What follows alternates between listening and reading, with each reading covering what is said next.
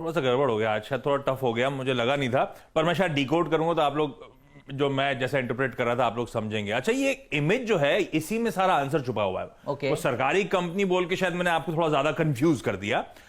ये इमेज में क्लोजेस्ट जा सकता था किसी पीपी, जैसे आप लोगों ने कहा था पीपी किट, किसी नर्स मशाल पकड़ी हुई, मैंने बहुत स्कैन करा, ये क्लोजेस्ट इमेज थी। अब जरा कंपनी की स्क्रीन पे वो नाम लेकर आइएगा और वो कंपनी का नाम आप लोगों की स्क्रीन पर आएगा और जब उसका लोगो देखेंगे तो क्लोजेस्ट इमेज देखिए आप वहीं पहुंचते हुए। अच्छा। मशाल ली हुई एक लेडी, ये इंद्रप्रस्थ अपोलो तो हॉस्पिटल। मैं तो आपसे कह रहा था फार्मा कंपनी, फार्मा फिर थोड़ी क्लोज थी। हाँ, फार्मा सबसे क्लोजेस्ट था।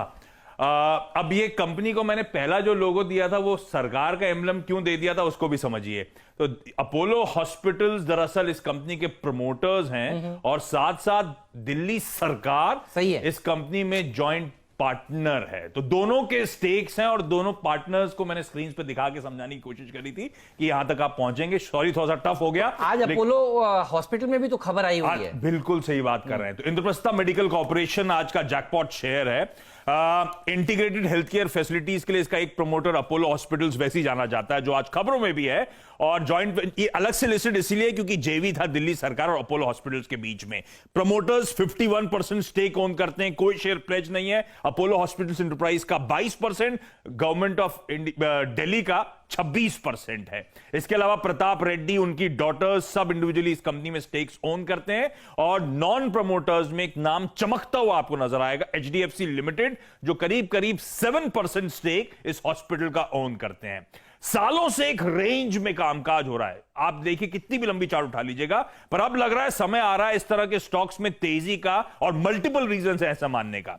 जैसे आप लोग चर्चा भी कर रहे थे, फार्मा और हेल्थ केयर सेक्टर पर स्ट्रीट का जो बढ़ता रुझान है, इस पैंडेमिक ने हमको बता दिया, इनफैक्ट पूरे ग्लोब को सिखा दिया कि गवर्नमेंट की सबसे बड़ी प्रायोरिटी क्या होनी चाहिए, हेल्थ केयर स्पेस होनी चाहिए।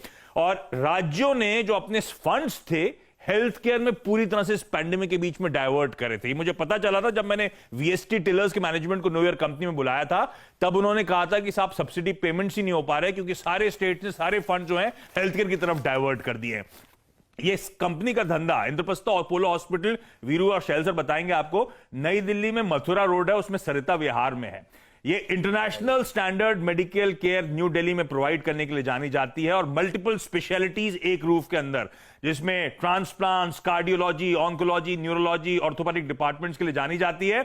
और इसको दरअसल अवार्डेड है best hospital in India for kidney and liver transplant. इस तरह की पेडिग्री की मैं यहां पे बात कर रहा हूं। और अब वैक्सीनेशन का समय है। कुछ दिन पहले नीरज वाजपेयी मेंशन भी कर रहे थे कि हॉस्पिटल्स को इसलिए रडार पे रखिएगा, और वैसे भी पोस्ट कोविड वर्ल्ड में इन पे फोकस शायद बढ़ता हुआ नजर आए, क्योंकि आप जो कह रहे थे इंद्रप्रस्थ अपोलो हॉस्पिटल्स ने भी अपने विजिटिंग आवर्स सस्पेंड कर दिए थे, ई कंसल्टेशंस हो रहे थे, चेक एट होम जैसी फैसिलिटीज थी, इलेक्टिव सर्जरीज, इलेक्टिव मतलब नॉन इमरजेंसी सर्जरीज जो होती हैं वो टाली जा रही थी।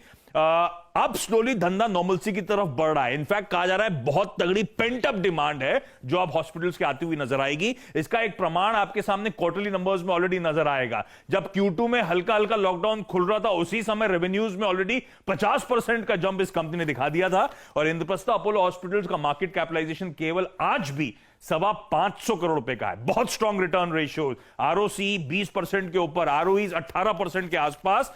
और सबसे इंपॉर्टेंट, हमने बात शुरू करी थी इस हफ्ते की कि अच्छी पेरेंटेज वाली कंपनी जो अंडर वैल्यूड है उनकी बात करेंगे। वैल्यूएशंस आपकी स्क्रीन पर आएंगे।